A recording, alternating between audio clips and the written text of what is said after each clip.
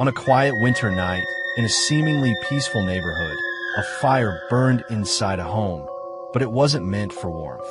From the outside, the house looked ordinary. Neat lawn, closed curtains, no signs of trouble.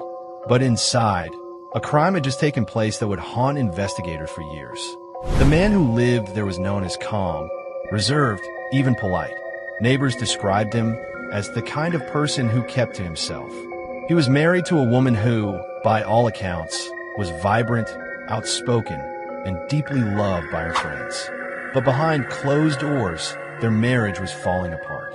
Late one night, inside their quiet home, the couple fought again.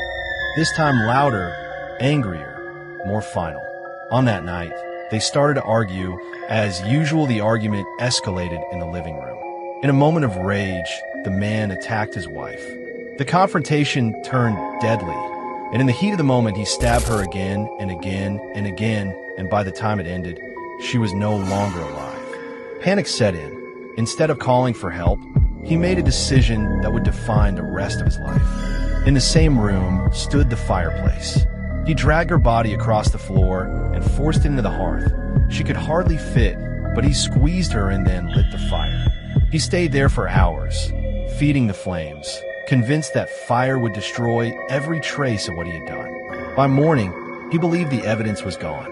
When friends and family asked where his wife was, he said she left after the argument, said she needed space, said she'd be back, but she never was.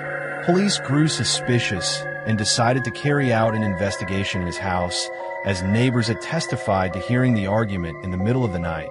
They were searching the house when they noticed the fireplace recently cleaned, ashes disturbed, used heavily despite warm weather. Forensic tests revealed what the fire could not erase. Human remains hidden in the ash and a wedding ring. Confronted with the evidence, his story fell apart. The fireplace meant to warm the home had become a crime scene.